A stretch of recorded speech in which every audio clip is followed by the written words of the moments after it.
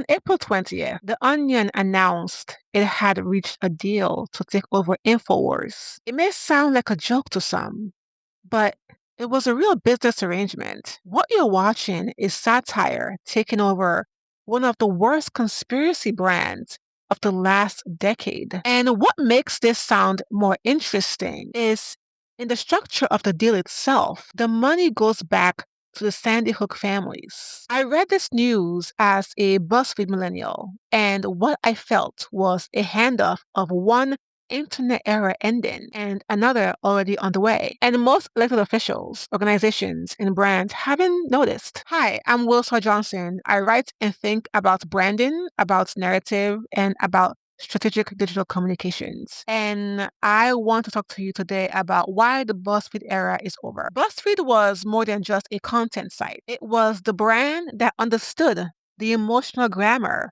of the social sharing internet better than anyone else. The listicles, the quizzes, the format as feeling, all of it worked because BuzzFeed grasped one specific insight about that era. If you could capture what people already felt, you could capture attention at scale. That insight didn't just shape BuzzFeed though. It shaped how every other brand learned to talk online. It taught a generation of communicators and commerce professionals that authenticity meant relatability, and that relatability meant looking like the audience. Here's what I find interesting though. The most successful political brand of that era ran on the exact same logic. Obama's digital operation, especially in the campaign years, and the early years of his administration was the political expression of the BuzzFeed era. Think about it though. The Between Two Ferns appearance,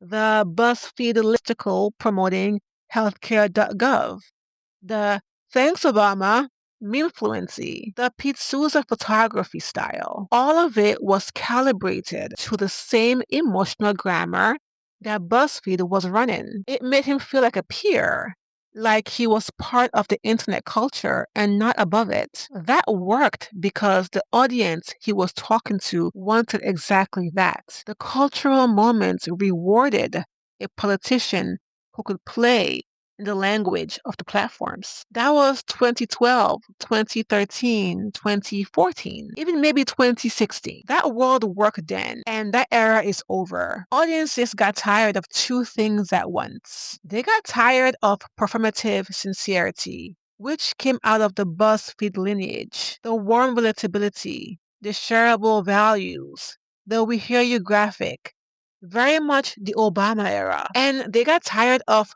performative outrage, which came out of the Infowars lineage, the enemy naming, the threat post, the engagement beats, very much the Trump era 1.0 and even Trump right now. Both modes stopped working because both stopped feeling honest. What replaced them is what I called ironic sincerity. The audience this describes wants distance without detachment. They want fluency without naivete, and they have zero tolerance for being talked down on. This is the audience your brand is actually talking to in 2026, not the one that existed when the Obama digital team was running circles around political comms. A different audience entirely. And there's something deeper happening here too. The audience didn't just change.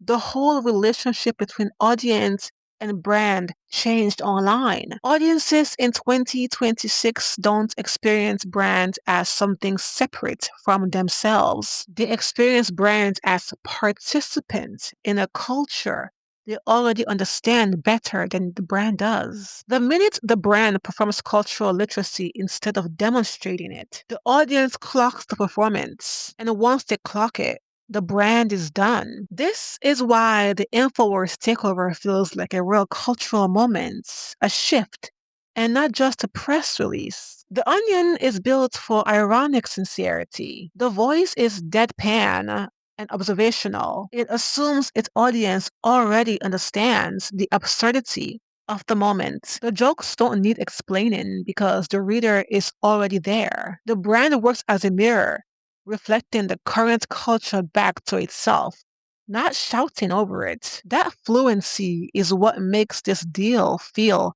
different from a regular acquisition story. The Onion absorbed Infowars' infrastructure and rebuilt it with accountability inside. The revenue from the deal goes back to the families. So the brand decision and the moral decision are happening at the same time, and the audience reads them simultaneously. That's what cultural relevance looks like in 2026. The brand isn't lecturing the audience about what it stands for.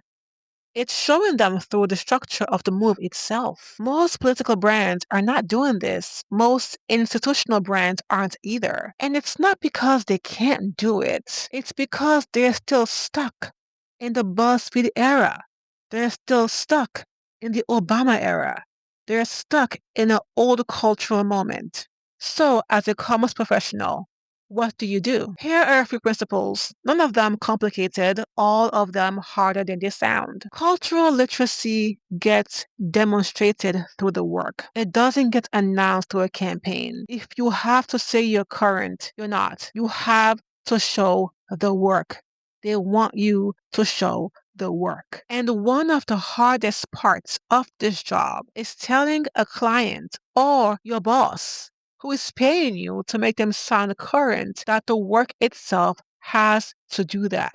Not the slogan, not the messaging, the actual work, the policy. The second one is restraint. Wit and honesty both require it, and most political content has lost both. There is a discipline I've been calling restrained authenticity. It just means showing up real without making realness the brand, knowing what to share, and knowing what to hold back, trusting the audience to read the difference. The reason this is hard is that most organizations always ask for more. More posts, more content, more visibility. The job of the commerce person leading the work is to absorb the pressure and protect the brand from itself. And the last one is recognition matters more than scale. BuzzFeed wanted reach. The Onion wants to be understood. Most organizations say they want reach. What they actually need is for the right people to find them and take them seriously. Those are not the same thing. You should want the second more than the first. The era I came up in is over. The internet has changed.